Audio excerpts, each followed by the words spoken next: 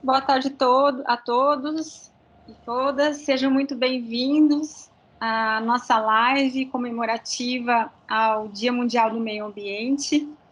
Eu peço, por gentileza, para Luana compartilhar conosco a apresentação, por favor.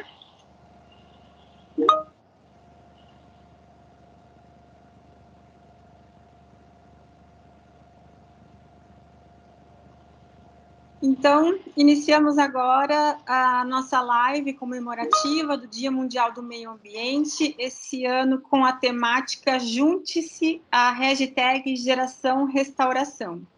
É uma live comemorativa também aos 80 anos da PUC Campinas. Tá? Próximo, por favor. É com muita satisfação que nós iniciamos mais este evento de uma agenda que tem sido bastante extensa, em comemoração aos 80 anos da universidade. É um ano muito especial para nós que fazemos parte dessa universidade, para todos que já fizeram e que ainda farão parte. A PUC Campinas completa, então, 80 anos de história, uma história que une tradição, que une inovação, com foco constante na qualidade de ensino. Para quem não me conhece, eu sou a professora Luciane Kern Junqueira, diretora da Faculdade de Ciências Biológicas, e serei a mediadora desse encontro com os nossos convidados, o senhor Paulo César Bogoni, diretor da Biopartner AgroSoluções, e o senhor Paulo Ricardo Egídio de Carvalho Neto, da Secretaria do Verde, Meio Ambiente e Desenvolvimento Sustentável da Prefeitura Municipal de Campinas. Nós agradecemos a todos a participação, professores, funcionários, nossos alunos, nossos ex-alunos e a todos os demais que nos acompanham nesse momento virtual. Nossa universidade, ela se destaca por ser aí uma das principais instituições de ensino superior do Brasil, com qualidade, com sustentabilidade, com pesquisa e com inovação. E é isso que nós gostaríamos de trazer para a nossa live de hoje. Próximo, Luana, por favor. A nossa live, ela está cadastrada, as nossas atividades relacionadas ao Dia do Meio Ambiente estão cadastradas junto à ONU Meio Ambiente. Nós estamos comemorando agora, no Dia do Meio Ambiente, dia 5, o início da década da restauração de ecossistemas. E é isso que nós queremos discutir hoje, é isso que nós queremos fomentar na nossa live. Eu coloquei aqui um trechinho do que está na página da ONU Meio Ambiente, só para nós compartilharmos, que é reimagine, recrie, restaure. Esse é o nosso momento. Não podemos mais voltar no tempo, mas podemos cultivar árvores, tornar nossas cidades verdes, renovar nossos jardins, mudar nossas dietas e limpar rios e encostas. Somos a geração que pode fazer as pazes com a natureza. Vamos ficar ativos, não ansiosos, sejamos ousados, não tímidos. Então, acho que é com esse espírito que nós gostaríamos de começar essa live, sendo imaginativos e utilizando essa imaginação para recriar, para restaurar, e os dois palestrantes que aqui estão nos trazem esse contexto na sua palestra. Próximo, por favor, Luana. Só para vocês terem uma ideia, até o presente momento, nós temos aqui 836 eventos cadastrados mundialmente na ONU Meio Ambiente, e destes eventos, algumas daquelas bolinhas azuis que estão ali no Brasil, são aqui da nossa universidade. Próximo, por favor. Eu gostaria agora de convidar o professor Lindolfo Alexandre de Souza, que é o diretor do Centro de Linguagem e Comunicação aqui da PUC Campinas, para conversar com vocês sobre um destes eventos, que é o nosso concurso de fotografia Ações que Salvam o Planeta. Por favor, professor, fique à vontade. Uma boa tarde, professora Luciane. Boa tarde aos nossos palestrantes ao Paulo Bogoni, ao Paulo Neto, além de uma boa tarde, um agradecimento por estar conosco nesse momento, uma saudação também a todos, a todas que nos acompanham nesse momento, professores, alunos, alunas, né? Nesse momento, então, nós faremos o lançamento do concurso de fotografia, e esse concurso de fotografia ele está articulado em duas comemorações importantes. A grande comemoração dos 80 anos da nossa universidade, da PUC Campinas, e nesse contexto também a comemoração dos 50 anos dos cursos de comunicação da universidade. Curso de jornalismo, curso de publicidade e propaganda e também o curso de relações públicas.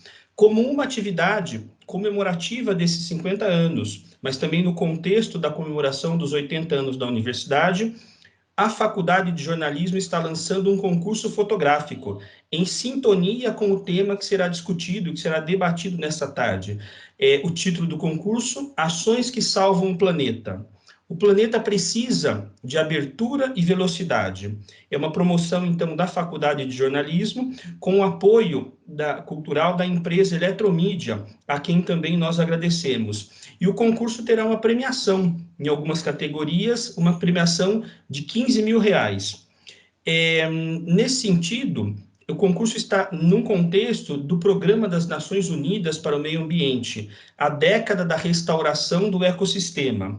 Então, 2021, 2030, foi concebido como um meio de destacar a necessidade de uma cooperação para restaurar ecossistemas degradados e destruídos, salvaguarda da biodiversidade, segurança alimentar e abastecimento de água. Nesse contexto, então, nós lançamos um concurso de fotografia. O objetivo é retratar ações do cotidiano que protejam o meio ambiente, através de perspectivas diferentes e criativas, com possibilidades de participação de toda a comunidade universitária, alunos, professores, funcionários, mas também com a possibilidade de participação de pessoas que estão fora dos muros da PUC Campinas. O concurso está dividido em três categorias: categoria profissional, categoria amador e categoria estudante. Em cada categoria haverá premiação dos 3 primeiros trabalhos. Inscrições do concurso de 1º de junho a 30 de julho, e o regulamento está disponível no site da universidade, e disponível aqui também, e na verdade é um grande convite, então, para que cada um de vocês, cada um que participa desse momento, dessa live, utilize aí a sua imaginação, utilize as suas habilidades na fotografia e possa participar desse evento. O objetivo desse concurso, então, é somar as comemorações que estão sendo feitas para celebrar os 80 anos da Pontifícia Universidade Católica de Campinas. Muito obrigado, então, a todos, a todas, e eu devolvo a palavra à professora Luciane. Muito obrigada, professor. Parabéns pelo lindo projeto. Estamos unindo forças entre diferentes cursos, né, em prol do cuidado da nossa casa comum, né, de onde nós vivemos. Eu pediria à Luana, por gentileza, para retornar na apresentação.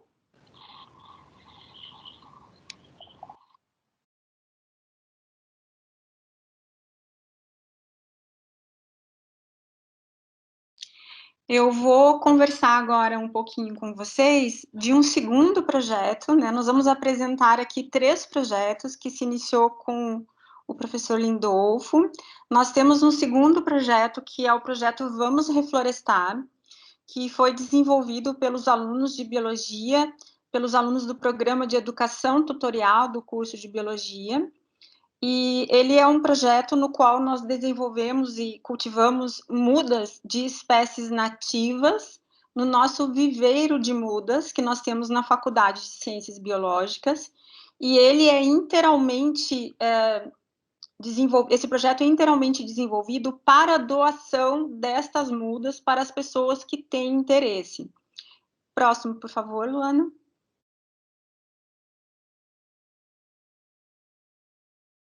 Eu acredito que não tenha saído a imagem. Mas esse projeto, ele tem como objetivo, então, fazer a doação esse semestre de pelo menos 3.000 mudas, né, que nós vamos doar gratuitamente para aqueles que tiverem interesse. E tão breve nós cheguemos ao momento da apresentação dos palestrantes, eu vou disponibilizar um hashtag para vocês, que eu vou comentar daqui a pouco como que vai funcionar, que tem já o link para vocês se inscreverem para reservar a sua mudinha. A doação ela ocorrerá no dia 9, quarta-feira da semana que vem, e será no Campus 2, no estacionamento dos estudantes, das 9 às 16 horas, na quarta-feira. Vai ser um drive-thru do Verde, é só chegar de carro e pegar a sua mudinha. Caso você queira um número maior, reserve já, que a gente já vai deixar separadinha com o seu nome, tá bom? E eu passo agora a palavra para a professora Luísa, e peço para a Luana carregar a apresentação da mesma, que vai falar um pouquinho de um outro projeto, que é o projeto Biodiversidade e Avifauna da PUC.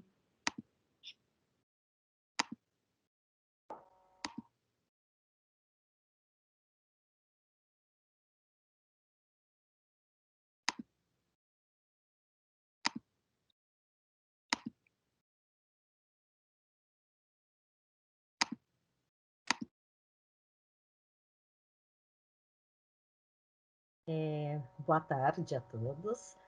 Nós vamos falar um pouquinho a respeito do levantamento qualitativo da avifauna urbana dos campos da PUC Campinas. Esse trabalho foi desenvolvido pelo aluno Felipe Augusto Memura de Castro Pereira, como trabalho aí de TCC, sob a minha orientação.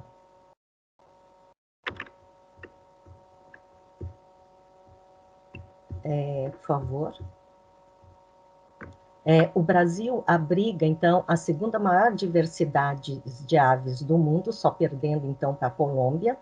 E só na cidade de Campinas nós temos 336 espécies de aves, sendo que 3 delas estão ameaçadas de extinção. Próximo, por favor.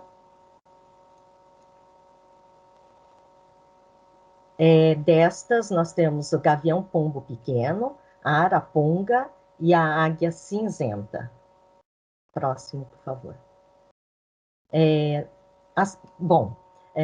Devido, então, à urbanização, né, as cidades foram crescendo e foram também diminuindo áreas verdes para muitas das aves, e que foram desaparecendo aí ao longo do tempo. Mas a cidade manteve ainda alguns bolsões, né, com áreas verdes, o que possibilitou também algumas delas poderem, então, se adaptar a esse tipo de ambiente antropizado. Próximo, por favor. No nosso caso, né, nós temos aqui o campus 1 da PUC Campinas, que está na foto do lado esquerdo, e o campus 2 da PUC Campinas também, onde a gente pode observar também alguns pontos de verdes, né, dentro da própria universidade, onde, então, possibilitou o aparecimento de outras aves. Por favor. Aqui nós temos alguns exemplos das aves que foram fotografadas pelo aluno Felipe Augusto. A siriema é uma ave bastante comum, principalmente no campus 1 da PUC, e que a gente pode vê-los, né, porque são mais de um exemplar, passeando entre os prédios da mesma. Ele conseguiu também fotografar o casal de pia-cobra, esse casal que está do lado direito, a fêmea que está acima, o macho no meio, e o chupim, esse pássaro preto. A próxima, por favor. Também foi fotografado o beija-flor preto. É uma ave migratória que chega no sul e sudeste na primavera. O Felipe conseguiu fotografar, então, a ave adulta, que é esse número 1, onde as penas são todas pretas e a base da cauda é branca e bastante visível durante o voo. E conseguiu também fotografar o jovem, que apresenta, então, essa mancha vermelha próximo da região do bico. Eles se alimentam principalmente de néctar e pequenos insetos como fonte de proteína. Próximo. Aqui é um outro exemplo, é o menor periquito do Brasil, que é o tuim. Também foi fotografado, então, o macho, no caso maior, aí, na fotografia número 1, onde na base da asa e na parte tanto inferior como superior, a gente pode verificar, então, essa mancha azul, enquanto que a fêmea é totalmente verde e se alimentam principalmente de sementes e frutos. Próximo, por favor. Aqui é o João Teneném, que são comumente vistos também forrageando em áreas com uma vegetação arbustiva mais densa e em capinzais, alimentam-se de insetos e outros artrópodes. Então, aqui nós temos alguns dos exemplares das 102 espécies fotografadas e observadas pelo aluno Felipe Augusto Memura de Castro Pereira. Muito obrigada, passo a palavra para a professora Luciane.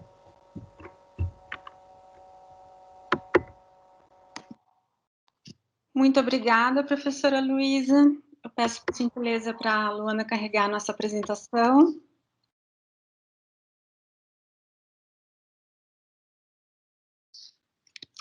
Enquanto a apresentação está sendo carregada, eu já aproveito para agradecer aos nossos palestrantes. Temos 2 Paulos, né, na nossa palestra, pela participação, né, por gentilmente terem aceitado o nosso convite, né, e nós faremos hoje uma atividade um pouquinho diferente antes de eu apresentá-los. Como nós não temos o chat aberto, nós vamos trabalhar com o mural eletrônico. O que é o mural eletrônico? É o Padlet.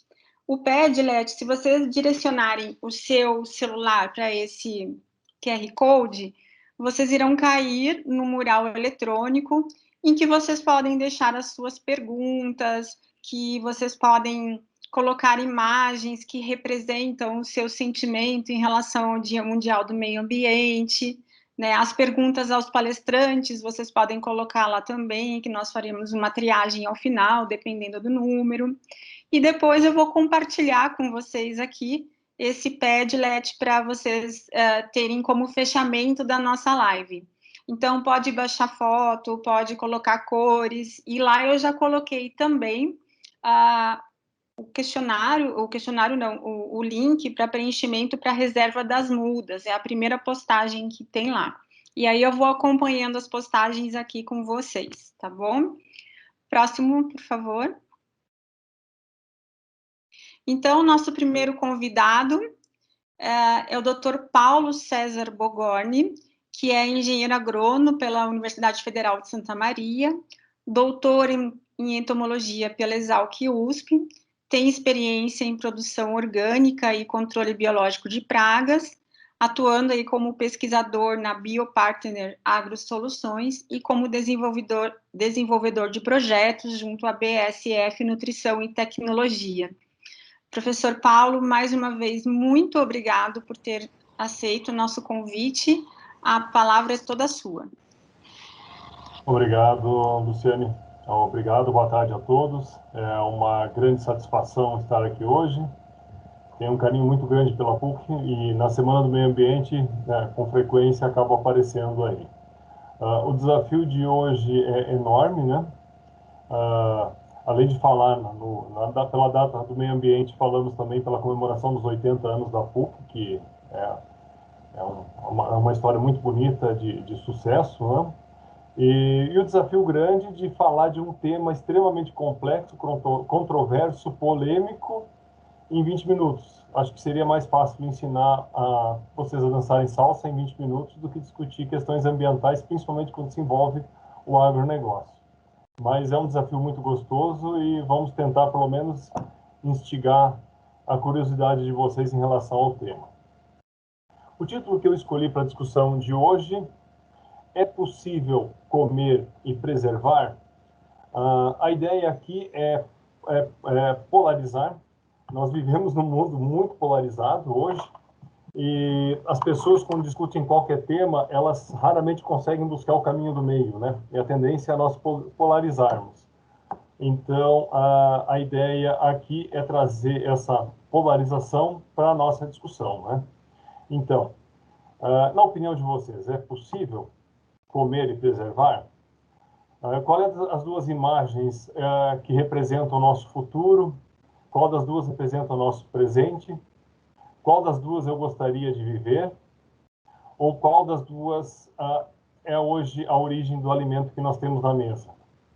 Então, não deixa de ser uma polarização, é uma pergunta são perguntas complexas, que não têm respostas simples, e eu não tenho dúvida que eu gostaria de viver na imagem da direita, mas eu não sei se eu gostaria de comer o que eu vejo na imagem da direita. Então, a sociedade ela tem que olhar com frieza o que nós precisamos, para quem nós trabalhamos, e não podemos ser hipócritas de levantar, às vezes, algumas bandeiras que atendem às nossas necessidades e não de toda a sociedade.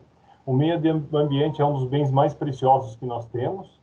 Muitas vezes nos apossamos deles e nos comportamos como se fôssemos donos, mas na verdade nós somos passageiros. A gente está num contrato de locação e deveria ter todas as cláusulas de um contrato de locação, onde nós vamos pegar esse bem em determinadas condições e teríamos a obrigação de entregá-lo nas mesmas condições ou melhores, né?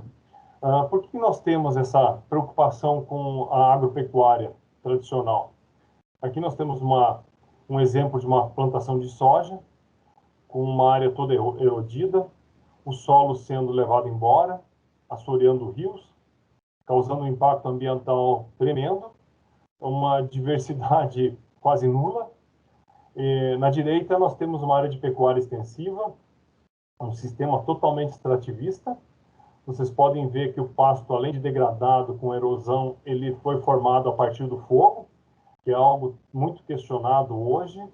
Então, assim, é uma fotografia que não há como discutir. A grande maioria da sociedade vai se posicionar contrário a isso. Então, não é esse ambiente que nós queremos. Mas por que esse ambiente existe? Por que ele ainda perdura? Se ele existe e nós somos a sociedade, ele existe por alguma razão, né? Esse sábado eu tive o prazer de visitar uma área que pratica agricultura sintrópica. Eu confesso a vocês que eu conheço a agricultura orgânica, biodinâmica, várias linhas diferentes de agricultura que seja mais sustentável. Essa foto da direita é a foto da área da agricultura sintrópica. Eu não sei se alguém na plateia já ouviu falar a respeito, mas é um passo além da agricultura biodinâmica. Ela vê um ambiente com o solo sempre coberto, como vocês veem na foto aqui da direita, das bananeiras, 100% dele preservado, onde o material orgânico, os restos vegetais vão se putrefazendo, um mix de espécies. Então aqui vocês têm alface, vocês têm cheiro verde, vocês têm berinjela, mas ao mesmo tempo você tem um pé de goiaba, tem plantas daninhas que são podadas com o propósito de produzirem mais material orgânico em decomposição, e o propósito dela é buscar um equilíbrio, onde nós tenhamos uma diversidade de micro-organismos, uma diversidade de insetos, de formigas, e que tendam ao longo do tempo ao equilíbrio, e dessa forma eu consigo produzir diversas culturas no mesmo espaço, de uma forma sustentável, com o menor uso de recursos naturais. Eu acho lindo isso, eu acho maravilhoso. Eu fiz algumas perguntas para o produtor. Como é que são os preços desse sistema de produção? Ele me disse, umas 15 a 20 vezes o preço da produção convencional. Eu perguntei para ele, demanda muita mão de obra? Ele falou, sim. Eu digo, quantas pessoas a gente precisaria para tocar o sistema, né? Então, pessoal, eu acho essas correntes são muito positivas, elas são muito importantes, eu sou um grande simpatizante delas, porém, elas não alimentariam a população humana. A pandemia nos mostrou uma coisa que nós raramente queremos enxergar. Os R$600 que foram dados à população causaram um desequilíbrio no consumo de alimentos. Ou seja, deixou claro e evidente que uma boa parcela da população não come porque não tem dinheiro. E se elas tivessem recursos financeiros, elas comeriam muito mais. Aonde nós vamos produzir os alimentos hoje para suprir boa parte da Ásia que se sente no direito de comer carne também, que não quer comer mais arroz só. Então, para que nós pudéssemos hoje, com a percentual muito pequena que nós temos de população rural, nós teríamos que levar uma população urbana para o campo para manter esses sistemas de produção que são muito mais sustentáveis. Mas nós temos dois desafios. Primeiro, nós não podemos obrigar as pessoas a fazer algo que elas não querem. Segundo, os preços dos produtos, a gente tem que procurar, se a gente aceita o pressuposto de que a população não come porque não tem dinheiro, nós temos que dar um jeito de produzir mais barato e não produzir mais caro. Então, como que nós vamos resolver essa equação do sustentável, do grande escala, pouca gente, muita comida e preservar o meio ambiente? Então, nós voltamos para a velha dicotomia. É uma equação extremamente difícil de resolver. Ou nós viramos ecoxiitas, ou nós viramos adeptos à destruição em prol da produção de alimento. O que a ciência pode fazer? O que nós podemos fazer? Eu vou só enfocar dois grandes desafios que nós temos aqui, que são dois pontos críticos na produção. Um deles é a preservação do solo. O solo é nosso bem maior. Nós não teremos florestas, nós não teremos água, nós não teremos alimento, se nós não tivermos sistemas de produção que preservem o solo. Então, o Brasil, nas últimas 2 décadas, mudou seu sistema de plantio. Ao invés de usarem máquinas que revolvem o solo, que gastam muito combustível fóssil, hoje no Brasil, em praticamente 80%, 90% das áreas agrícolas, só se colhe e se planta. Então, aqui vocês têm um trator plantando sobre uma área de milho colhida. Com isso, nós protegemos o solo, não deixamos eles expostos à luz do sol, à chuva direta e à erosão. A consequência disso são plantas crescendo no meio de uma palha, que não é um sonho, mas pelo menos eu ajudo a resolver um dos problemas sérios que nós tínhamos, que é a degradação do solo pela erosão e pelas chuvas. Então, nós temos um solo crescendo sobre uma planta crescendo sobre uma palha mais próximo do que é uma vegetação nativa. Quem diz que o gado não pode viver no meio do mato? Os sistemas silvopastoris hoje desenvolvidos pelo Brasil têm mostrado resultados fantásticos. O gado sendo protegido pela sombra das árvores, o pasto sendo protegido pela sombra das árvores, nós produzindo muito mais pasto por área do que produzíamos sem as árvores. Eu visitei sistemas muito interessantes em Minas Gerais, onde nós tínhamos mogno e gado e grãos, tudo junto na mesma área. Esse seria um passo a mais. Nós termos árvores, gado, por exemplo, gado, poderiam ser outras formas de criação, e a produção de grãos totalmente integrada. Aqui nós temos um exemplo do Rio Grande do Sul, uma produção de soja. Depois dessa soja vem a pastagem, vem o gado leiteiro, mas hoje já se trabalha com faixas de vegetação de árvores mais largas, onde eu possa ter uma vegetação no meio das árvores que sirva de uma faixa de preservação para inimigos naturais, para micro-organismos que possam controlar as pragas que venham a acometer a pastagem, que venham a acometer os grãos que são cultivados no meio dessas árvores. Aqui tem uma vegetação jovem ainda de eucalipto. Então, ao invés de nós termos maciços de eucaliptos uniformes e homogêneos, e pastagens uniformes e homogêneas, ou lavouras uniformes e homogêneas, nós poderíamos ter os 3 integrados dentro de uma propriedade. Não é um sonho, mas é um passo para uma produção de alimentos um pouco mais saudável. O segundo grande desafio que nós enfrentamos no agro são os agrotóxicos. Hoje, é a mesma polêmica da vacina. Se nós formos ver o consumo absoluto e o consumo relativo de agrotóxicos, o nosso consumo relativo não é tão grande por área. Mas como nós somos um dos maiores produtores de alimentos do mundo, o nosso consumo de agrotóxicos é muito grande. E é esse alimento que nós queremos na nossa mesa. O que nós podemos fazer diferente? É de conhecimento de todos, né? Todos já têm ouvido falar em controle biológico, em inimigos naturais. O Brasil, nas últimas 2 décadas, o Brasil é um dos países que mais desenvolve pesquisa na área de controle biológico, e o Brasil fez uma coisa diferente do resto do planeta. enquanto o mundo inteiro desenvolve ciência e tecnologia para uso do controle biológico na parte de produção de frutas e de verduras e de legumes, o Brasil desenvolveu o controle biológico para as grandes culturas. Hoje nós somos o maior usuário de controle biológico do mundo para cana, algodão, soja e milho. Qual a importância disso? Mas nós comemos os vegetais e as frutas e não comemos diretamente esses produtos. A questão toda são as toneladas de agroquímicos que nós deixaremos de usar por usar ferramentas biológicas. Outra coisa importante, nós vivemos num país tropical e, como tal, nós temos condições maravilhosas para o desenvolvimento natural desses agentes. Então, nós temos aqui uma vagem de soja com ovos de percevejo, que é uma das principais pragas da soja hoje, o percevejo marrom, e uma vespa de Telenomus podise, que é um parasitoide hoje que consegue controlar o percevejo da soja com uma eficiência, inclusive, superior à dos agroquímicos, né? Aqui, à direita da tela, vocês têm uma lagarta da soja, uma falsa medideira, um talo de folha, um pecíolo de soja, e uma lagarta coberta por esporos de fungos. Essa lagarta morreu e está dispersando esporos por toda a área de soja.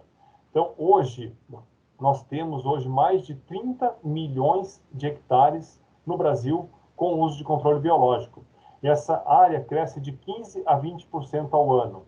Provavelmente, nós teremos, nos próximos 20 anos, chegando a um equilíbrio do volume de hectares, número de hectares aplicados de controle biológico seja igual ao de controle químico.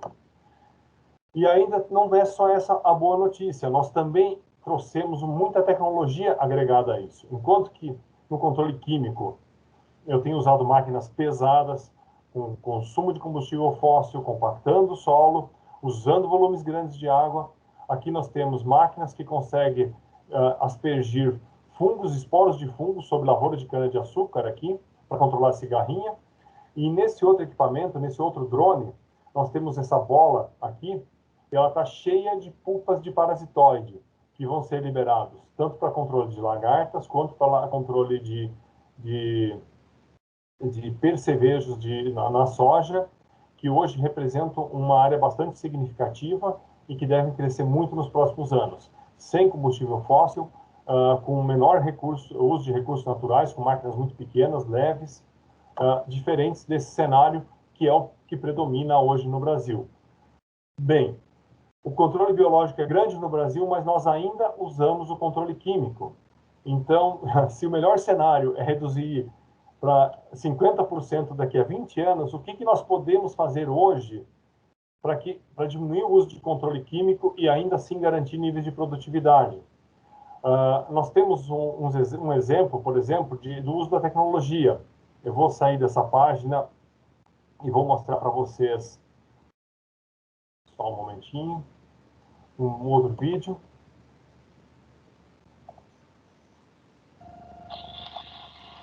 Por favor, assim que vocês estiverem vendo o vídeo, me avisem.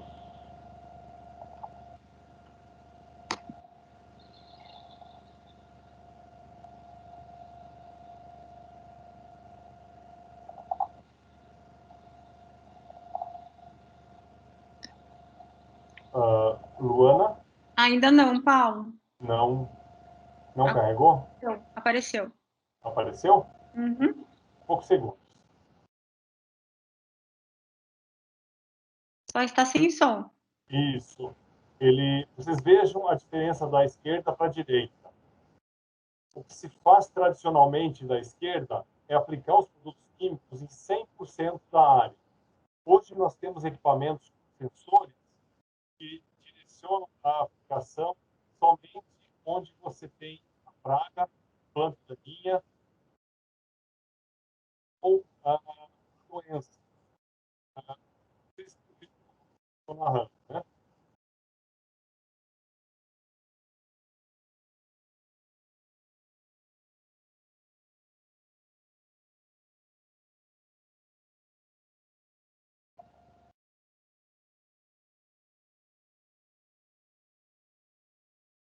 Eu não sei se vocês ouviram a minha narração ou eu fiquei sem áudio para toda a apresentação. Eu ouvi em partes, Paulo, não sei se todos também foi... Então, eu vou explicar rapidamente o que se trata. Esse equipamento que vocês viram, ele trabalha com sensores que identificam todas as aplicações são feitas, via de regra, em 100% das áreas agrícolas. Então, essas toneladas de agroquímicos que nós usamos, elas são utilizadas em 100% da área. O que nós fazemos com essas tecnologias novas que estão surgindo? Nós temos a condição de, com sensores, identificar apenas quais as regiões das áreas de cultivo que têm plantas daninhas, que têm pragas e que têm doenças. Então, com isso, ao invés de fazer uma pulverização em 100% da área agrícola de uma fazenda, nós estimamos que a gente consiga reduzir em 80% o uso de agroquímicos. Qual a relevância disso? Nós vamos conseguir reduzir e muito e melhorar a compatibilidade do controle biológico que vem crescendo em larga escala. E com isso, há uma expectativa que consigamos reduzir drasticamente o uso de agroquímicos. Bem, pessoal, indo para a nossa reta final, eu adorei essa hashtag.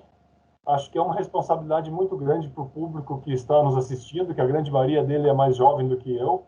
Eu sinto que eu posso botar minha sandalinha, abrir uma cerveja e ir para a praia, porque o desafio está longe de ser vencido e a geração restauração está na minha frente aqui. Só para compartilhar algumas informações que talvez vocês não conheçam, esse é o mapa do Mato Grosso, tirado do Google Maps. Tem um pontinho no meio, que é o município de Sorriso, do Mato Grosso. Por que esse município está aí? É o maior produtor de soja do mundo, hoje, do Brasil, um dos maiores do mundo. E nós temos, as manchas mais escuras são as áreas de mata, nós temos reservas, nós temos áreas de produtores rurais. Aqui é um zoom do município, tá? O que vocês veem aqui de verde escuro são as áreas de mata nas matas ciliares. E esses quadrados aqui, essas figuras geométricas, é uma coisa que a grande maioria das pessoas não sabe, mas no Brasil nós temos uma lei que é o Código Florestal, e ele faz uma coisa que no mundo inteiro eu não conheço nenhum país capitalista que faça, que é uma propriedade privada, alguém entrou com a apresentação.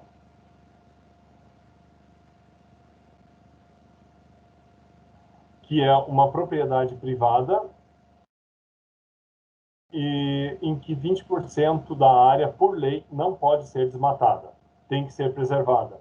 E se ela já foi desmatada, por lei, ela deve ser replantada. Tá? Vocês estão enxergando a apresentação? Sim, Paulo. Tá. Para vocês terem uma ideia, em analogia a isso, eu coloco o estado americano, que é o maior produtor de soja, tá? Onde vocês podem ver, não existe essa legislação. E o que eu quero mostrar com isso, gente? Os agricultores não são conscientes, eles não são benevolentes, eles só mantêm as suas áreas verdes porque existe uma lei. Então, essa lei nos ajuda muito, porque pelo menos uma parcela de vegetação em matas ciliares vão ser preservadas. O que eu li no documento da ONU e que me preocupa bastante é que, pessoal, eu, em 95, com meu pai, na nossa propriedade, eu nasci no campo, eu nasci na roça, eu sou filho de colonizadores, eu sou filho de colono, e nós tínhamos, eu e meu pai, um ideal de reconstituir floresta. Então, nós tiramos os bois do mato, fizemos uma cerca e esperamos a sucessão vegetal. Eu estudei muito, eu vi qual é que eram as árvores que iam formar capoeira, qual é que iam ser as pioneiras. E eu descobri, pessoal, que nessas áreas, essa regeneração não ocorre naturalmente. Vocês podem ver esses resquícios de Mata Atlântica aqui, são todos do Paraná e de São Paulo, de mata ciliar. Vocês podem ver aqui clareiras em que a mata está desaparecendo. Vocês veem aqui onde a mata não consegue se regenerar naturalmente. Tá? Aqui nós temos também uma mata ciliar. Então, essas matas, elas são que predominam nessa legislação. E elas, por si só, não vão se salvar. Isso aqui eu tirei aqui em São Paulo, na beira da rodovia. Vocês podem ver que os cipós tomam conta das árvores, eles vão exterminando as árvores e elas vão morrendo. Aqui tem mais uma foto dos cipós tomando conta. Então, gente, não dá para esperar que venha uma lei e que obrigue os produtores a deixar essas áreas e que isso naturalmente vai se reconstituir. Essa hashtag tem que funcionar. Nós temos que descobrir por que essas matas continuam tão desequilibradas. O ecossistema está desequilibrado, nós temos que mudar o sistema de produção.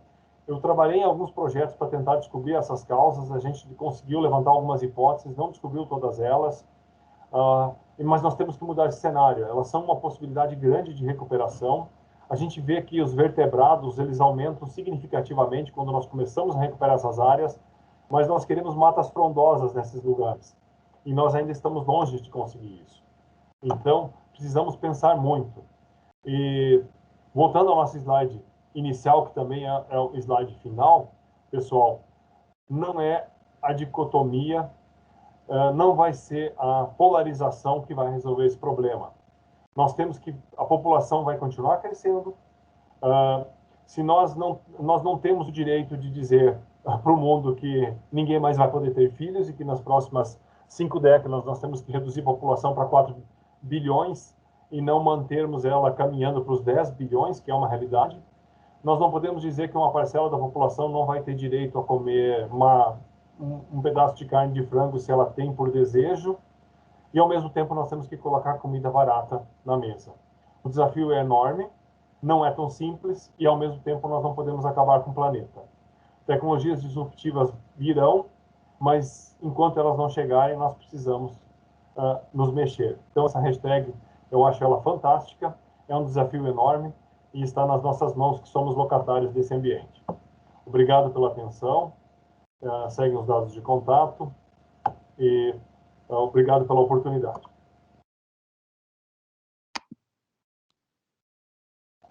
Muito obrigada pela apresentação, Paulo. Quando nós conversamos, eu convidei o Paulo porque realmente ele é disruptivo, assim, com os conceitos, ele coloca a gente para pensar, e quando ele nos coloca para pensar, ele promove aí a criatividade, né, de quem está chegando, de quem está pensando diferente em relação ao uso do ambiente, com toda a realidade em que a gente vive.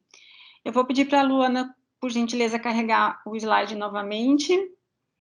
Nós estamos recebendo já alguns comentários no nosso mural digital, muitas figuras bonitas, lindas, quero compartilhar aqui no final, mas, por favor, coloquem as suas dúvidas. Eu coloquei aqui novamente o QR Code, para caso vocês queiram ter acesso aí ao mural digital para colocarem as suas perguntas. Bom, eu convido agora o nosso próximo palestrante, que agradeço muito a participação, também Paulo Ricardo Egídio de Carvalho Neto. Ele é engenheiro ambiental pela Unesp, concursado na Prefeitura Municipal de Campinas, atuando desde 2013 em diversas áreas dentro da Secretaria de Meio Ambiente, tais como elaboração de planos ambientais, geoprocessamento, recuperação de áreas degradadas e pagamento por serviços ambientais. Paulo, por favor, fique à vontade, a palavra é sua. Desde já, o nosso muito obrigado. Boa tarde a todos, eu agradeço o convite, é um debate muito importante, né?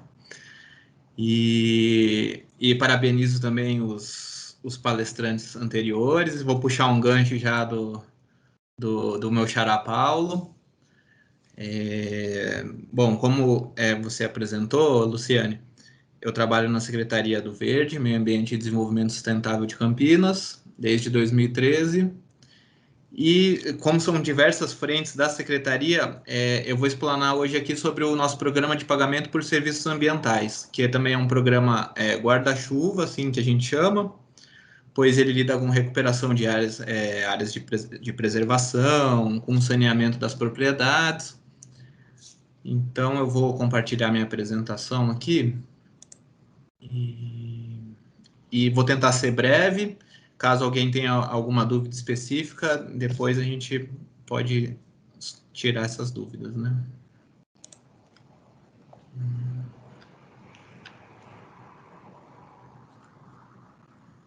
Tá dando para enxergar? Tá sim, Paulo, só não está no modo apresentação. Agora sim. Tá. Então, qual que é o princípio de um programa de PSA? É o usuário pagador, provedor recebedor. Ou seja, o produtor rural, quem seja que esteja gerando esse serviço, ele é reconhecido pelo valor do serviço prestado, através das atividades de recuperação, conservação da vegetação nativa, produzindo esses serviços ambientais e gerando benefícios para os usuários, principalmente da água, né? E esses usuários que fariam esse pagamento pelos serviços.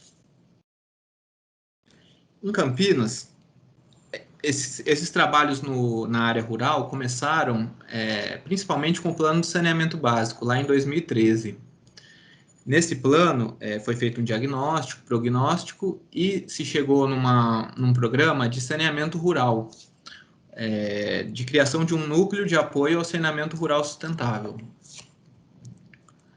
Já em 2015 para 2016, foi elaborado também o plano de recursos hídricos, plano municipal, que dentre as ações estipuladas nesse plano, foi implementada a ação de programa por pagamento por serviços ambientais. Foi feito todo um diagnóstico do município, considerando todos os recursos hídricos, né, e delimitando o município por bacias hidrográficas, sendo áreas prioritárias.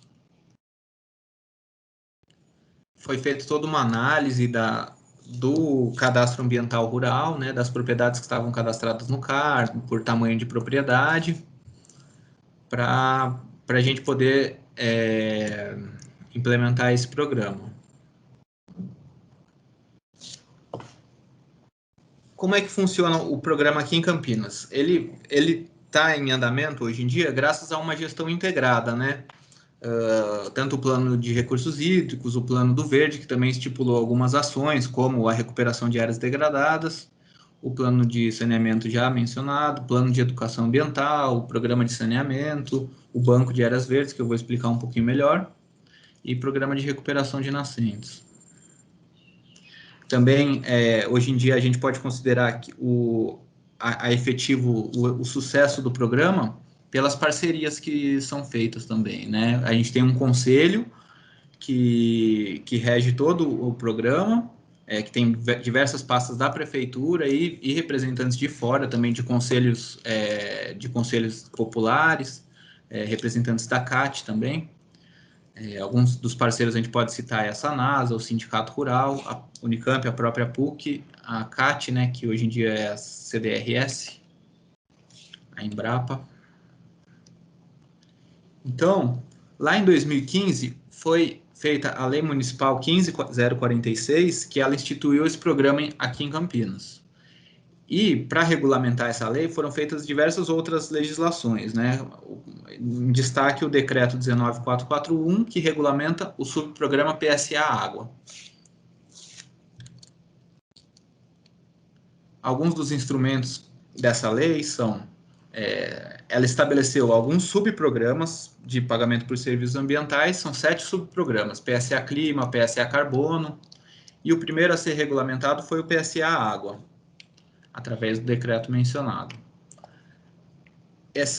A lei estabeleceu também o Fundo Municipal de Meio Ambiente como agente técnico financeiro para subsidiar, né? Pois essa lei ela prevê incentivos não monetários e também incentivos monetários, né? O produtor de serviços ele pode receber dinheiro, pecúnia, né? Então, como eu também falei sobre o conselho, o diretor, que é composto de diversas pastas, também ela prevê convênios e parcerias. A gente elaborou uma parceria com a Embrapa na questão de saneamento rural, que eu vou explicar um pouquinho depois também. Tem o Banco de Áreas Verdes, que já é um órgão da prefeitura que faz a recuperação de áreas. estabelece também um inventário de áreas prioritárias e o cadastro de interessados no programa. Aqui é um fluxograma de como que funciona o programa, né? Brevemente, é lançado um edital para cadastramento dos interessados, essas propriedades são selecionadas, a publicidade dessas propriedades, esses proprietários são convocados, é feita uma análise se está apto ou não através dos documentos apresentados, é feita a visita técnica, assim a gente elabora um projeto personalizado para a propriedade, contendo metas e ações, e assim tem um enquadramento dessa propriedade, como não conforme, ela não pode receber incentivos monetários, conforme ela receberia, e tem a categoria de pleno também. Eu vou explicar um pouquinho melhor mais para frente. E assim são feitas visitas técnicas de monitoramento para verificar o cumprimento dessas ações acordadas no projeto, e são semestrais, e o programa dura 4 anos. Então, o que a lei ela estabelece, né? A propriedade ela pode ser classificada como infrator ambiental, se ela tiver alguma responsabilidade penal ou civil, né, administrativa, ela não pode estar participando do programa. Ela pode ser considerada como não conforme se ela apresentar pendências legais relativas ao meio ambiente. Ela só poderia receber incentivos não monetários. Ou ela pode estar sendo classificada como conforme, se ela atender às obrigações legais, ela pode estar recebendo pecúnia, são 125 unidades fiscais de Campinas, que dá mais ou menos R$ 473 por hectare da propriedade por ano.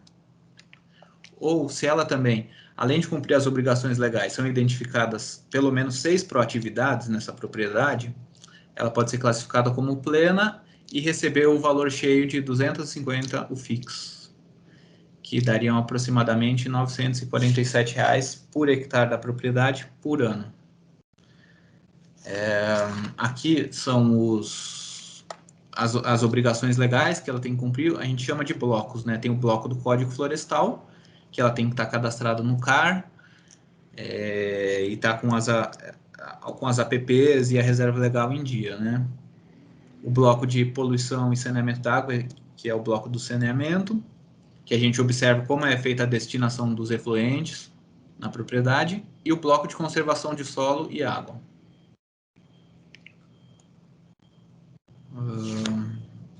Então, com a legislação tudo já ok, o Conselho regulamentou através do decreto esse PSA Água, a gente lançou em 2017 o primeiro edital de chamamento público. Ele ficou aberto durante um tempo para as propriedades se cadastrarem, né? Esse primeiro edital, ele foi lançado apenas para a área de manancial, que são, deixa eu voltar aqui no mapa, as áreas em azul aqui, que são as áreas de manancial, né? São antes da captação de água para abastecimento público. Então, esse foi o objetivo do primeiro edital. 2 propriedades cumpriram os requisitos e estão até hoje aí que a gente está trabalhando com elas. Em 2018 foi lançado um novo edital,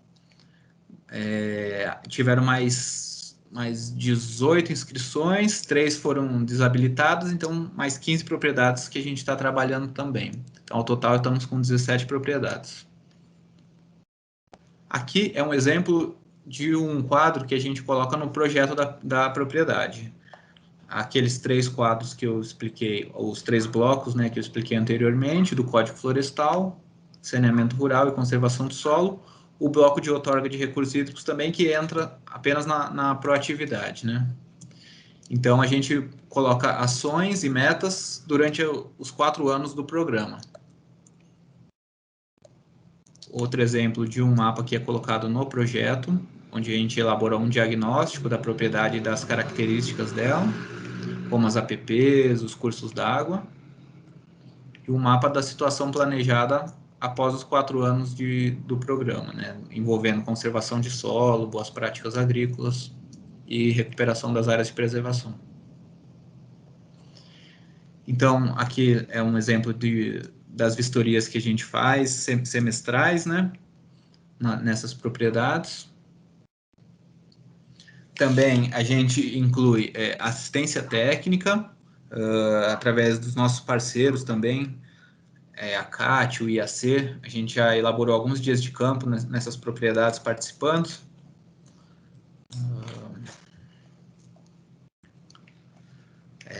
Principalmente nessa questão de conservação do solo, como o Paulo comentou um pouco antes com a gente, nessa questão de a gente não precisa ou ser 100% natureza ou agricultura, né? A gente tenta conciliar as práticas agrícolas com a preservação do solo e dos recursos hídricos, né? Através de práticas. Aqui é um exemplo de uma prática da fazenda, onde ela plantou braquiária em faixas, né, em curva de nível. Aqui é um outro exemplo também do que é incentivado, que são os sistemas agroflorestais. Aqui é um exemplo de uma propriedade também que está no PSA, que é o sítio Vale das Cabras, em 2017, quando foi feito um plantio de recuperação através do nosso Banco de Áreas Verdes, e depois em 2021. Esse caso, ele é um exemplo pioneiro, né? Porque, através do Banco de Áreas Verdes, nós destinamos termos de compromisso interessados que ou tomaram uma multa e eles têm um termo de ajustamento de conduta ou um termo de compromisso ambiental do licenciamento, e ele tem que recuperar uma área.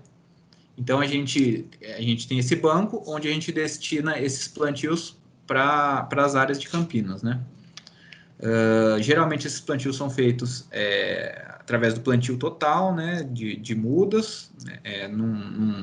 Essa área ela não é recuperada através de regeneração natural ou outra técnica, é através do plantio.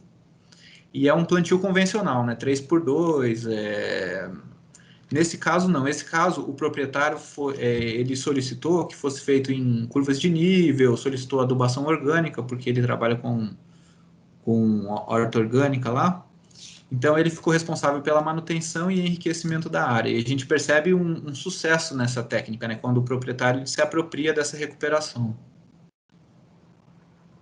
Aqui é um outro exemplo do Banco de Áreas Verdes, né, de um plantio do Banco de Áreas Verdes em outra fazenda. O plantio em 2017 e a área já recuperada em 2021. Outro exemplo também de uma fazenda que está inscrita no PSA, onde o próprio proprietário ele cercou uma área de preservação e ele próprio foi, através da nossa colaboração, né, ele foi pesquisar sobre sistemas agroflorestais, ele se interessou e ele acabou aplicando na propriedade. Também, como incentivo não monetário, a gente tem o programa de saneamento, onde a gente doa sistemas de tratamento de esgoto também, através de termos de ajustamento de conduta. Principalmente o modelo da Embrapa, de fossa séptica biodigestora, esse modelo de 3 caixas d'água. Então, a gente já doamos diversos sistemas e realizamos oficina para explicar para o proprietário como instalar o sistema, né? Aqui é outro exemplo dos 3 sistemas que a gente incentiva a utilização: a fossa séptica biodigestora, o biodigestor comercial e o jardim filtrante, que é um complemento e tratamento para águas cinzas, que a gente chama, né, de pias e chuveiro e de cozinha, né? Então, tudo isso, ele também envolve um monitoramento. A gente tem a parceria com a Sanasa, até com a PUC também, de monitoramento dos recursos hídricos para a gente saber da efetividade desse programa, né? Como um resumo aqui, então, a gente já conseguiu destinar o plantio de aproximadamente 115 mil mudas nativas em aproximadamente 26 propriedades. Já conseguimos doar 235 sistemas de tratamento de esgoto para 131 propriedades. E no PSA, a gente está com 15 propriedades habilitadas nos 2 editais. Já conseguimos, através do Banco de Áreas Verdes, o plantio de aproximadamente 110 mil mudas na cidade como um todo, área urbana e rural.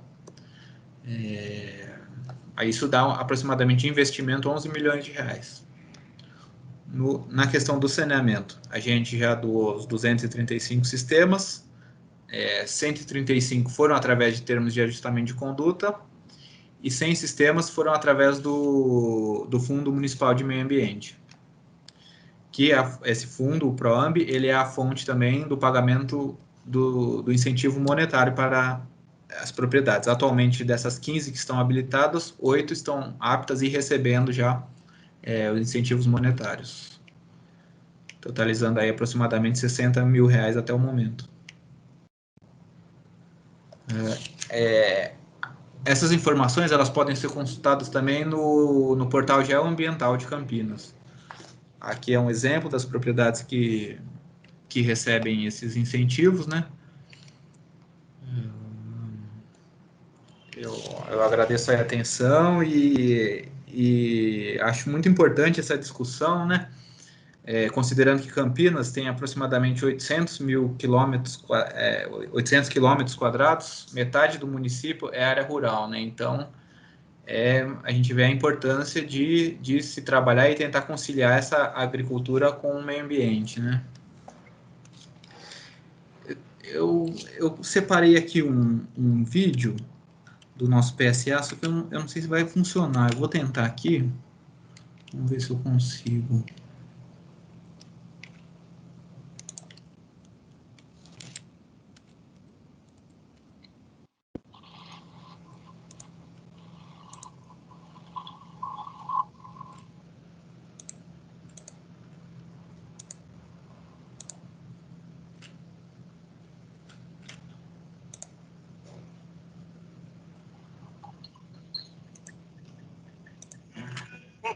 Vocês estão conseguindo ver ou não? Sim, Paulo. Só está travando um pouquinho, mas está indo. O áudio também? Agora está sem áudio. Sem áudio.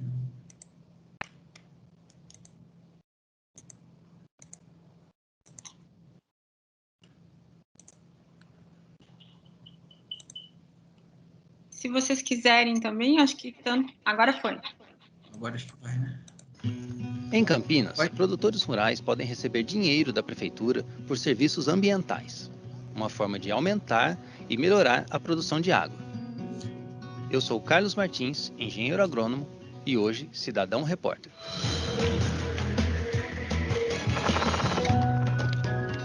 O PSA Água é para produtores rurais que querem tornar as propriedades sustentáveis. Além de receberem até R$17 mil de incentivo, eles ainda contam com a implementação de projetos para recuperação ambiental e apoio técnico da prefeitura durante 4 anos. Então ele recebe o pagamento porque ele está produzindo um serviço ambiental para a população em geral. Essa fazenda, aqui em Joaquim Egídio, foi a primeira a se enquadrar no edital da prefeitura e receber um incentivo financeiro. Neste caso, foi feita a recuperação florestal das APPs, além da conservação do solo e adequação do esgotamento sanitário das casas da fazenda. Só que existem 8 cursos d'água que estão sendo preservados. A partir do momento que há um monitoramento dos órgãos públicos junto ao produtor rural, então a gente garante a qualidade da água, seja no momento agora para consumo e para as gerações futuras. Nesse sítio, no bairro Descampado, o produtor já está recebendo o primeiro pagamento. Sempre é bom, né? sem o dinheiro nada faz, né? Qualquer propriedade com mais de 2 hectares pode receber os recursos financeiros.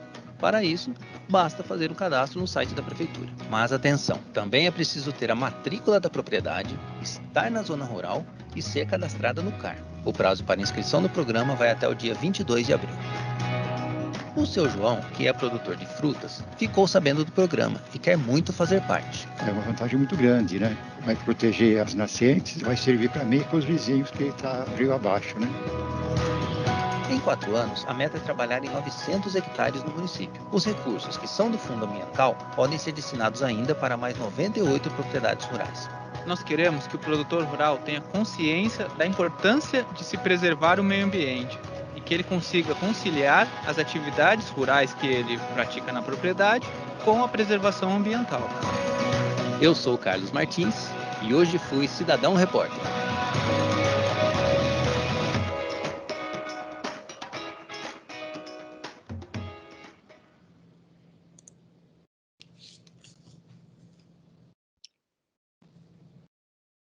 É isso, Paulo?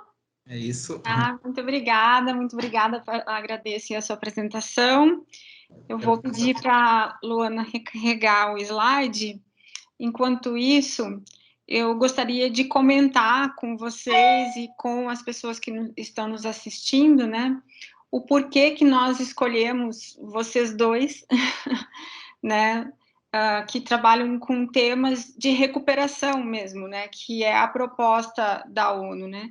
Então, não basta apenas preservar, tem que se preservar, mas tem que se recuperar o que já foi, de certa forma, degradado, mas a gente não pode perder o horizonte das pessoas que também vivem daquilo que está sendo produzido ali, né? Então, essa foi a ideia de trazer vocês dois para conversarem um pouquinho sobre isso.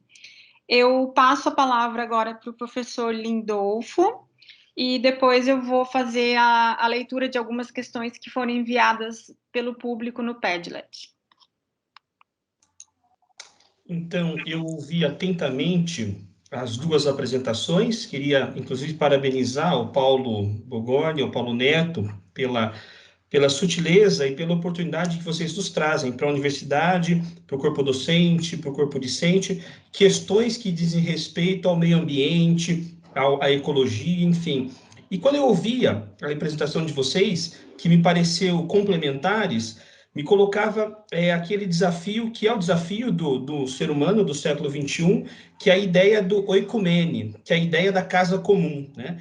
E nesse sentido eu gostei muito quando o Paulo dizia assim, olha, não se trata de ou, não se trata de ou empresa ou ecologia, não se trata de um universo ou de outro, na medida em que questões ecológicas, questões ambientais, são questões que dizem respeito a todos os seres humanos, a todos os homens e mulheres que vivem nesse ambiente, nesse planeta, né? E destaco também quando o primeiro Paulo nos colocava comer e preservar. Todos comemos, certamente. Agora, se todos preservamos, de repente nem é possível afirmar, mas é possível questionar, né?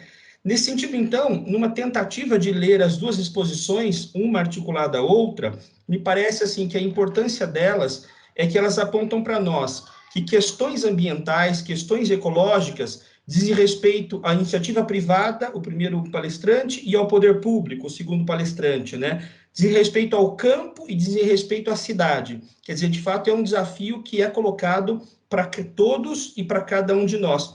E é com esse espírito, então, que eu ressalto, na verdade, né, gostaria de resgatar a oportunidade do nosso concurso de fotografia. Né? Quer dizer, ações que salvam o planeta é salvo onde? Naquela ação pontual na comunidade, naquela ação pontual que a empresa usou os recursos de uma maneira mais ecológica, enfim, quer dizer, muitas vezes pensar em salvar o planeta se dá em salvar o quê? Salvar o momento no local em que estamos vivendo. Né? Então, é com esse espírito, então, que a gente propõe para todo mundo que está nos acompanhando, aí mais de 130 pessoas que nos acompanham nessa live, para participar do nosso concurso de fotografia, com a ideia de que o planeta é salvo na medida em que o global, né, o pensamento nosso é global, mas a nossa ação ela é localizada, é no poder público, na prefeitura, é na empresa privada, e todos e cada um de nós, na verdade, nos colocamos diante desse desafio de comer e de preservar. Muito obrigado, então, ao Paulo, e eu passo a palavra, então, à professora Luciane para que ela encaminhe a finalização do nosso evento com as perguntas enviadas pelos participantes. Muito obrigado. Muito obrigada, professor Lindolfo. Eu acho que uma conquista dessa live é algo que eu sempre prezo, que é a diversidade. Eu sou da ecologia, então eu estudo diversidade, mas para mim não é só diversidade das pessoas, é cada área contribuindo, pensando e construindo junto. Não tem mais o engenheiro, o biólogo, o jornalista, né? Então, somos todos, ou engenheiro ambiental, ou engenheiro agrônomo, ou biólogo, ou ecólogo, estamos todos juntos nesse barco, né? Então, temos que trabalhar juntos. Eu vou fazer a leitura aqui de algumas perguntas. As pessoas que encaminharam essas perguntas, elas não direcionaram para um dos Paulos. Então, vocês podem se sentir bem à vontade para responder, caso entendam que é a sua área de atuação. Vamos lá. Vamos à nossa primeira pergunta. Vocês recebem muitas críticas quando falam desses assuntos? Opa, alguém entrou com uma outra pergunta e a que eu estava lendo sumiu. É que é um Padlet digital. Achei. Vocês recebem muitas críticas quando falam desses assuntos mais ligados à recuperação e preservação da natureza? Como enfrentam uma recepção negativa pelos negacionistas? Quer responder, Neto?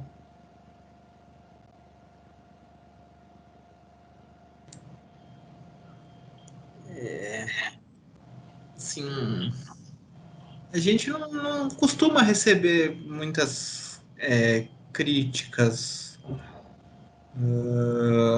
à restauração, né? Às vezes a gente tem um certo receio, né, de proprietários, de querer recuperar, mas eu vou perder a área, né?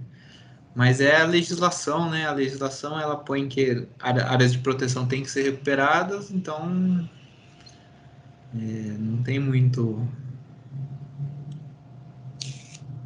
Sim. Neto, abrindo um parênteses, eu rodo 14 estados no Brasil, todos os ecossistemas, em função do meu trabalho, e, assim, é natural, as pessoas, a gente vive num momento muito extremo, né? Então, assim, a gente é bastante questionado por ambos os lados, né? Achando que que essa preocupação é desnecessária, e a gente tem que focar na produção, que as questões ambientais são supérfluas, é coisa para radical de esquerda, e tem o contrário também, né? Que acham que a produção ela é absurda e não é necessária, né? Nós somos um país democrático, a divergência de ideias ela deve ser respeitada, a gente tem que ouvir, né? Mas o mais importante de tudo é que você forme sua própria opinião, porque a equação é extremamente complexa. Nós temos vários, às vezes me frustra muito saber que tem tantos caminhos para fazer melhor, mas como de concreto pouco se faz, né? Quando a gente vê as imagens, né, do trabalho de vocês aqui no município de Campinas, que é uma coisa mais em loco, é fantástico. Ó. O antes e depois é fantástico, quase como se eu tivesse cabelo no dia seguinte, né? Então é um sonho. Eu tenho aqui alguns comentários que eu vou ler para os palestrantes, tá? Vocês estão me ouvindo, né? Que eu estou no outro... Estou numa outra janela. Vamos lá. Uma ótima palestra, palestrantes com embasamento maravilhoso. Muito obrigada pela oportunidade. Excelente tema. Daí nós temos várias imagens que eu vou compartilhar depois aqui. Temos uma que... Amei muito o conteúdo exposto na live. Faço estágio com controle biológico, utilizando fungos na Embrapa.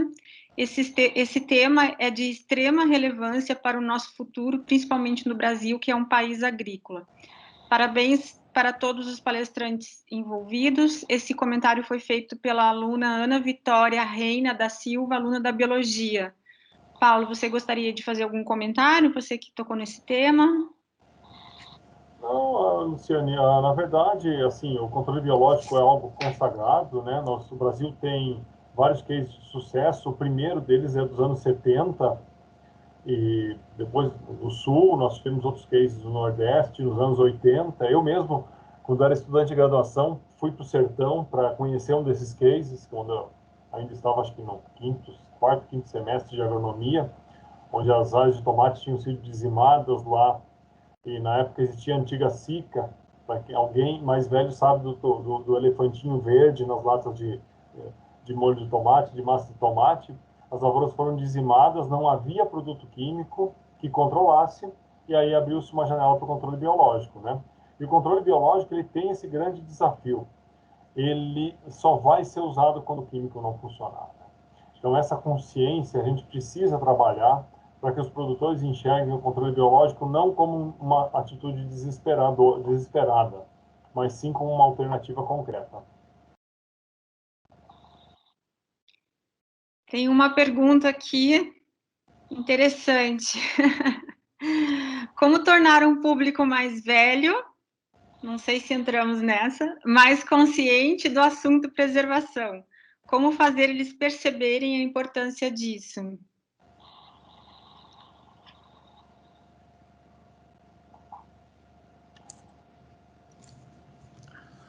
Vai lá, Neto, essa é sua, viu? Você que trabalha com os produtores locais de todas as faixas etárias, e principalmente os mais velhos, acho que você pode responder. É um tema bem delicado, assim, né? É muito difícil, porque envolve tudo, assim, levando isso para o nosso PSA, né? Para o Programa de Pagamento por Serviços Ambientais, é praticamente uma extensão rural, né? Muito, tem que ser muito delicado, tem que ter muita sensibilidade para conversar com todo. Existem diversos perfis, né, de pessoas, né? Tem pessoas de um pouco mais de idade que já praticam aquilo há muito tempo, o sítio deles sempre foi daquele jeito, aí a gente tem que tentar adequar, não chegar com uma ideia já de frente, assim, não bater de frente, né? Tentar ir conversando, adequando, tudo bem, a legislação ela coloca os 30 metros de área de preservação, mas ela abre uma brecha para que se recupere menos, né? Então, os 15 metros, vamos recuperar esses 15 metros, os 30 metros a gente pode considerar uma proatividade. É bem difícil, assim. É um tema bem complexo mesmo, né? Neto, um parêntese. Essa visão pode ser um pouco equivocada da pessoa que fez a pergunta, porque quando a gente roda o campo, as pessoas mais jovens, às vezes, elas são um pouco mais capitalistas, elas têm aquela obsessão do crescimento, de prosperar, e muitas vezes as pessoas veem que essa preocupação com o ambiente, ela exige um pouco de investimento. Eu mostrei um exemplo do plantio direto. As pessoas tinham que investir em máquinas, elas tinham que investir em uma tecnologia. Nos primeiros anos, as produtividades não são boas. Uma pessoa mais jovem, às vezes, ela tem mais resistência a fazer isso, porque isso significa esperar mais 1 ou 2 anos para obter o resultado financeiro. Porque as pessoas da propriedade, elas têm essa expectativa de resultado financeiro. E as pessoas mais velhas, às vezes, elas já tiveram essa experiência, ou elas já chegaram onde queriam chegar, e muitas vezes você se surpreende com elas. Elas têm a resistência ao desconhecido. Sim, quando você traz algo novo, as pessoas mais velhas, elas têm um pouco de dificuldade de compreender. Mas uma vez que elas compreendem e veem os benefícios, elas acabam muitas vezes advogando a favor e convencendo os vizinhos e trabalhando em torno do que propriamente sendo resistentes à adesão. Às vezes é mais difícil convencer pessoas muito jovens que têm convicções muito fortes do que querem, com uma experiência um pouco menor, do que pessoas mais velhas que já têm uma experiência maior, que já sabem muito do que dá errado e do que não dá, do que o mais jovem. Então é difícil linearizar isso ou estratificar por faixa etária. O comportamento é muito distinto. Quando você consegue mostrar o novo e o potencial do novo, as pessoas têm uma tendência muitas vezes a se abrirem. Interessante, né?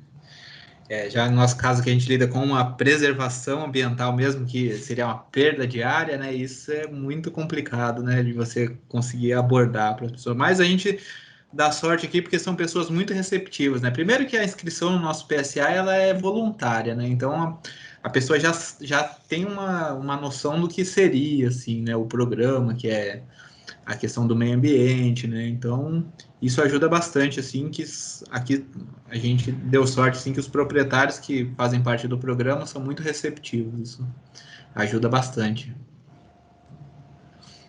Eu tenho na verdade é uma pergunta do professor Rafael, aqui da PUC, mas eu acho que até já foi abordado, mas eu vou ler de qualquer forma, porque ficou muito claro nas imagens também. Ele coloca uma pergunta para ambos nossos palestrantes. Antes, obrigado pelas falas lúcidas. Como um programa de pagamento por serviços ambientais pode ser alinhado à produção agrícola, de forma a aliar a produção de alimentos às práticas conservacionistas. Eu acho que os dois palestrantes abordaram isso de forma bastante clara. Deixo aberto para comentários, que realmente essa é a ideia, né? Só vou abrir um parênteses, Luciane, nesse contexto. Isso é algo, e isso eu gosto de falar isso para as pessoas mais jovens, é muito importante ter em mente de que as duas coisas precisam andar juntas. As pessoas, quando desenvolvem sistemas de produção ou tecnologias que têm um impacto ambiental positivo, como, por exemplo, controle biológico, pode ser, mas eu teria dezenas de exemplos para dar, elas sempre têm a impressão de que a sociedade tem que ser obrigada a pagar mais caro por isso. Então, essas duas questões, elas deixam de ser conflitantes no momento que nós temos a capacidade de desenvolver tecnologias que impactam de forma positiva sobre o ambiente e são competitivas financeiramente. Porque, gente, a gente não pode esperar, nós temos uma parcial da população que é consciente, mas nós não podemos viver na ilusão de que a massa da população como um todo vai ser consciente e disposta a fazer sacrifícios em prol do ambiente. Minha experiência como consultor, como pesquisador, tem mostrado que, por exemplo, o trabalho do Neto é eficaz porque tem uma compensação financeira no final. Então, se nós queremos ter sucesso nas novas tecnologias que nós desenvolvemos, essas tecnologias têm que tornar os processos competitivos. E é por isso que eu trabalho. Eu dedico minha vida a desenvolver processos e sistemas que garantam uma maior sustentabilidade, um menor uso de recursos naturais, que é o grande desafio que nós temos, de forma que dê competitividade aos produtores. Com isso, a gente vai ter adesão. Aí a gente deixa a consciência de lado e passa aí por aquilo que todo mundo interessa, que é o bolso, né? Lamentavelmente, pessoal, eu particularmente sempre me considerei uma pessoa consciente, mas eu não gosto da ideia de fazermos algo para poucos. Eu gosto da ideia de fazermos algo que se aplique a muitos, né? Esse é um grande desafio, né, de tentar conciliar, né, não é ou um ou o outro, né, aquilo que a gente estava falando.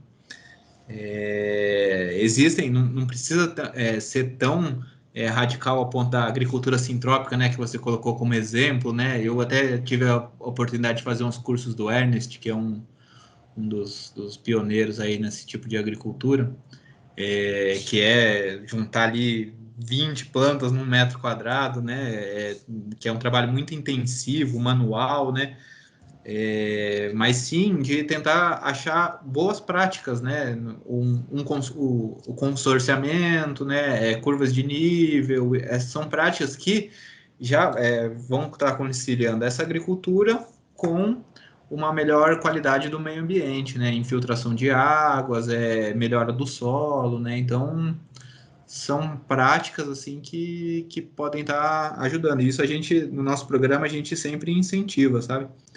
Os produtores a estar buscando essas alternativas, né? Não ser radical, não vai ter que perder toda essa área, mas sim, em APP também hoje em dia é possível, né? Você está recuperando ela através de sistemas agroflorestais, você pode estar colocando frutas nativas, né? Então tentar essa conciliação mesmo, né? Não a separação, né? Sim, e uma coisa importante, gente, uma coisa não anula a outra. Quer dizer, a minha vida, eu trabalho pensando nas áreas extensivas. Por quê? Porque é nelas que nós temos problemas grandes para resolver.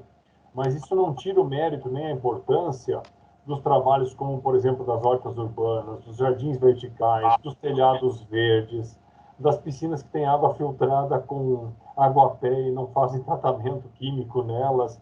Nós temos dezenas de... Por exemplo, a agricultura sintrópica eu aplico no meu quintal. Eu não vejo 10 mil hectares com agricultura sintrópica, mas eu vejo no meu quintal que ela se enquadra perfeitamente, porque eu me nego a usar algum produto químico no meu quintal. Eu não uso nem fertilizante químico no meu quintal. Se é para comprar alguma coisa com química, eu vou no supermercado. Então, assim, Eu participo de uma horta comunitária, nós temos uma horta comunitária no bairro em que eu moro. E eu moro nesse bairro porque tem uma horta comunitária. A horta comunitária, além de toda a questão ambiental, além de ser uma área que infiltra água dentro da cidade, que é uma coisa rara, você tem a questão social envolvida nisso. Você tem as crianças envolvidas nisso, certo? Com um processo educacional que não precisa começar na graduação, ele pode começar antes. Então, não me interpretem mal quando eu digo na questão financeira. Se eu for questionar a viabilidade econômica da minha horta aqui, é uma catástrofe. Mas ela tem seu papel, ela tem meu papel educacional para os meus filhos, ela tem uma área de filtração no meu quintal, então tem vários fatores associados. Uma coisa não anula a outra. Cada nicho tem o seu papel. É que eu não trabalho, via de regra, com os nichos. Eu estou preocupado com as questões de âmbito um pouco de áreas mais extensivas.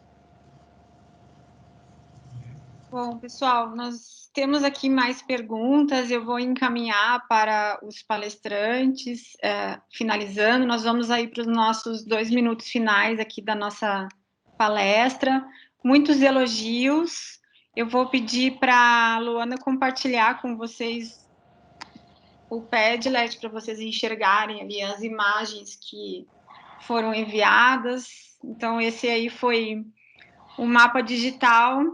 Você pode descer um pouquinho, Luana, é só arrastar, isso. Então, foi as contribuições, né, tem outras perguntas que eu acabei não lendo, muitas imagens, muito bonitas, pode subir novamente, Luana. E, mais uma vez, eu gostaria muito de agradecer aos palestrantes. Quando eu falei para os Paulos que eles teriam 20 minutos só, né, foi complicado, mas é uma forma de dar um start.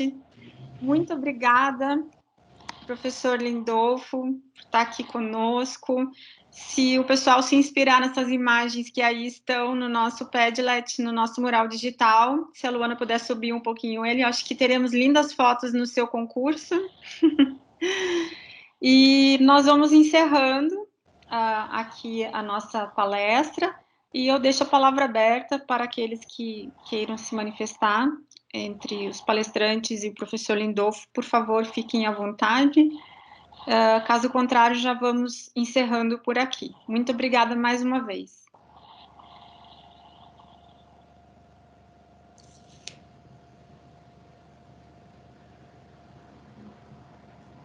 Alguém mais gostaria de se manifestar? Professores? Então, mais uma vez, muito obrigada. Obrigada a todos que assistiram. Tivemos um público grande hoje, né? Muito obrigada a todos e nos encontramos na próxima live. Obrigada, tchau. Um abraço a todos. Tchau.